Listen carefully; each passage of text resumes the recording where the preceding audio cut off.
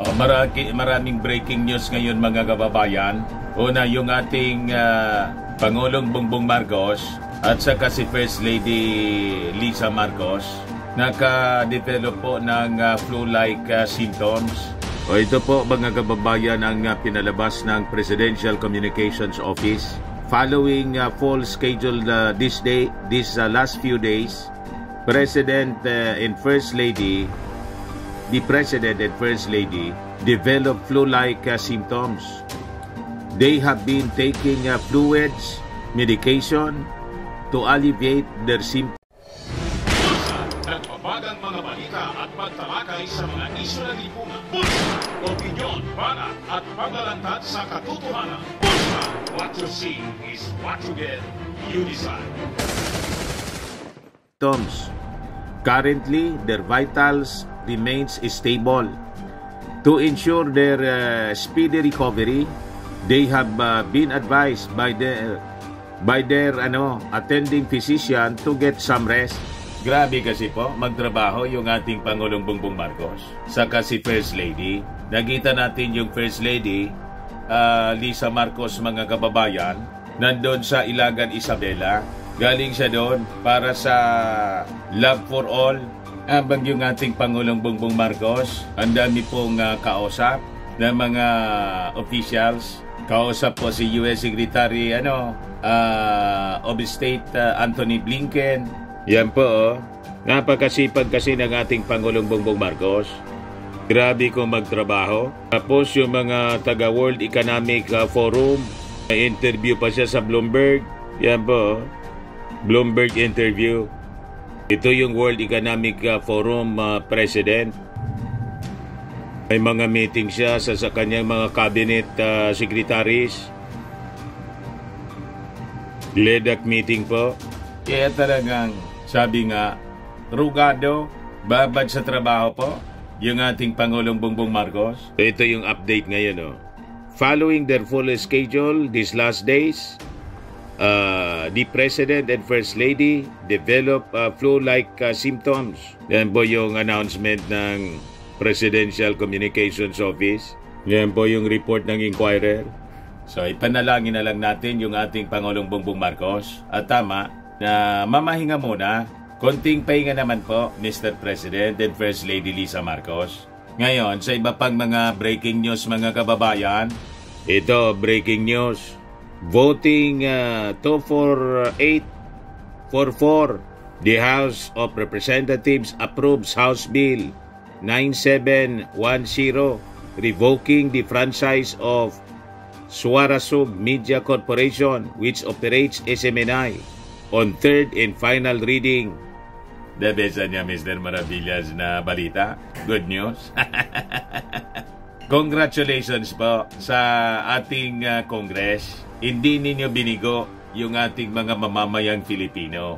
Kasi talaga pong gross violations yung na-commit po ng SMNI sa franchise provisions mga kababayan na panood natin ng personal yung mga committee hearings last November last year.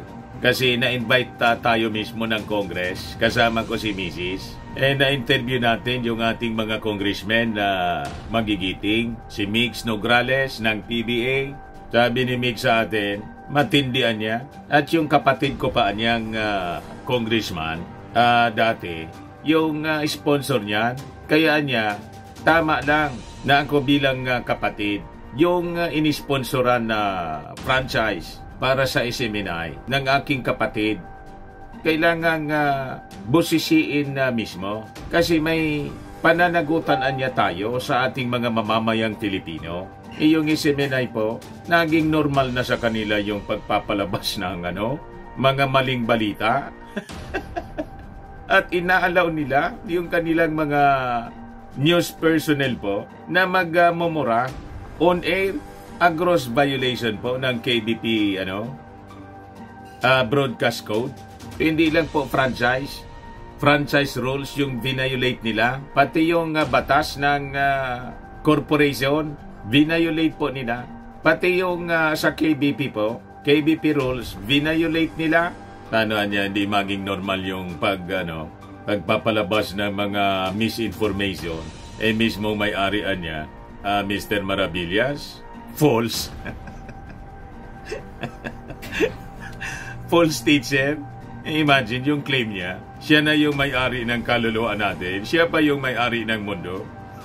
Sa mga naghanap po ng malinis and spacious fitness gym, pumunta lang po kayo sa aming Colossal Fitness Gym. We also offer Grab Car Rental with our brand new 2023 model ng Toyota Innova. We accept booking for those who are planning to travel via PAL, Cebu Pacific, and other airline companies, local and international. And bills payment for Meralco Bills, PLDT, Aleco Bills, etc. Ang Colossal Fitness Gym is located at 3rd floor Security Bank Building, Landco Business Park, Legazpi City, Albay. For inquiries, look for Chilon Maravillas, contact number 0966-802-0949. Yan ang aming Innova po. Lagi na pong matao sa amin. Na-set up na rin po yung aming mga brand new gym equipments. May treadmill na rin po kami. Ito naman po yung bago naming product na binibenta online.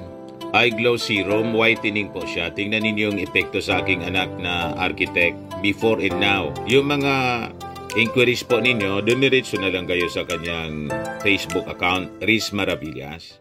Ito naman po, yung Firmax Firming and Lifting Cream, pinapahid po lang sa mga pulses and affected area. Mainam po ito sa mga pains at paninigas na mga kaso-kasuan.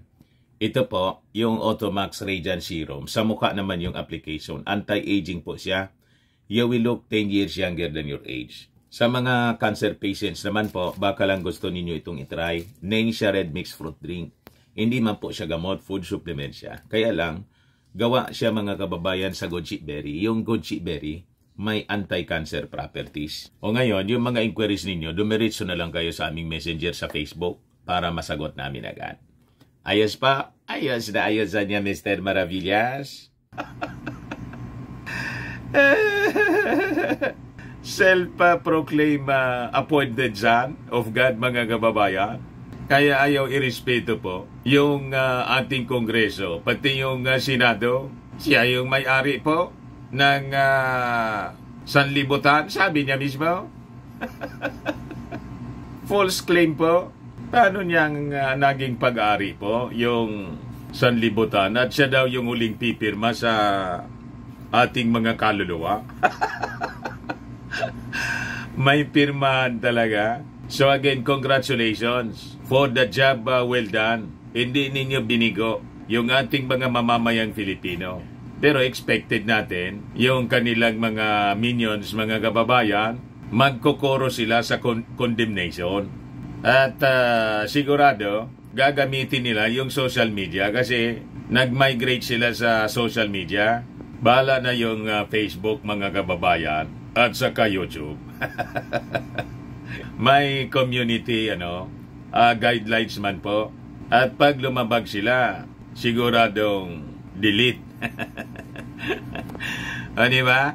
Yung mismong account po ng may-ari ng Earth, deleted na nga. So another breaking news, mga kababayan ngayon. Napakaraming mga breaking news. Ito pa, yung Congress na-approve na on third reading, mga kababayan, yung Economic Charter Change Measure. So sabi dyan, Chacha pushes through voting 289-7-2. House of Representatives on Wednesday approved on third reading resolution of both houses RBH number 7 which seeks to amend economic provisions of charter. So congratulations po sa ating mga magagaling na congressmen headed by pinsang buo ng ating Pangulong Bongbong Marcos, Martin Romualdez, Speaker Martin Romualdez. So yun, mga kababayan, yung Senado na lang po, na alam natin, ang Senado po napipilitan lang.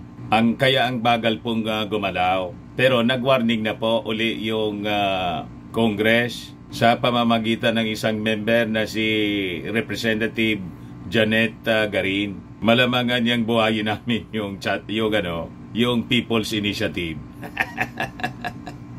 Yan po, mga kababayan, yung mga maiinit na balita. Ngayon, idagdag ko na itong balita, mga kababayan.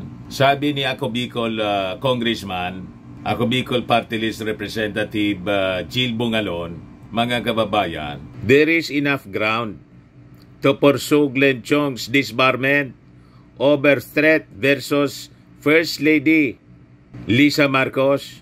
Di ba? Mga kababayan, baka niya Mr. Maravillas, napanood yung video po ninyo. Kababayan ko to, dito sa, sa lalawigan ng Albay, si Ako Bicol Party List Congressman Jill Bungalon, napakabata pa. House Assistant Majority Leader siya. So, napansin din niya, mga kababayan, abogado siya kasi. So, alam niya, mga kababayan, na sumubra po itong si Glenn Chong. At tulad ng binasa natin dito po, malinaw sa lawyer's oath, gross violation po ng lawyer's oath mismo. Yung ginawa po ni Glenn Chong, imagine, gusto mong sampalin ng back-to-back yung First Lady. Ano yon? So I think kayo na mismo po, Congressman Jill Bungalon, ang mag-initiate ng disbarment case. Kasi nagyabang pa itong si Glenn Chong, naghamon pa. So pakinggan po natin yung statement ni Congressman Jill Bungalon ng Ako Bicol as published by Manila Bulletin online po. Nagpa-press con po kasi sila, ay regular press con po, yung Congress, at naitanong po ito. So, yan po siya. It pains me, no, because the one who made this statement publicly is a lawyer. One who is in the same profession, and it reflects not to the legal profession. So, having said that, meron pong mga panawagan na imbestigahan at filean ng kaso for possible disbarment case. And for me personally, there is enough ground. Because as a lawyer in a legal profession, we have this Code of Professional Responsibility and Accountability, or CIPRA. It states basically that we have duties not just to our clients, not just to the courts, but to the society in general. Yun po kasi niyang statement, no, against First Lady Marcos is a reflection that is something that is disrespectful. Not because the utterances were made against the First Lady, but this attitude reflects towards the women in general. And that is why this matter should be investigated with the proper authorities, such as the Integrated Bar of the Philippines, as well as the Supreme Court of the Philippines, so that we will uphold accountability and uphold the integrity of the legal profession. So, tama mga kababayan, yung ating mga sinabi. Ako hindi man po abogado. Pinaandar ko lang po yung ating common sense at konting research. Google lang po yung kapital natin dito. At nakita natin mismo doon sa lawyer's oath, gross violation, mga kababayan, ang ginawa ni Glenn Chong. Sabi ko nga, mga kababayan, gawin kaya natin yon sa kanyang nanay. Pagsabihan din natin, makita natin yung nanay ni Glenn Chong, sampalin din po natin ng back to back kasi pinalaki siyang walang modo.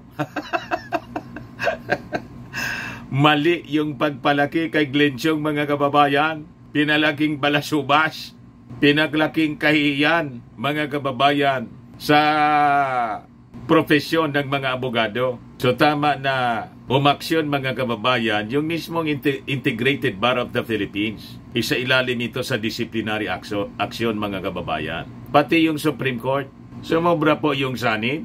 Baka niya Mr. Maravillas kasi tumira din. Kasama doon sa Finta Kingdom po. Awa-awa lang. Ayan man lang po, mga kababayan, yung mga nagbabagang mga kwento ngayon. Ako po si Dante Maravillas. Bye-bye po. God bless.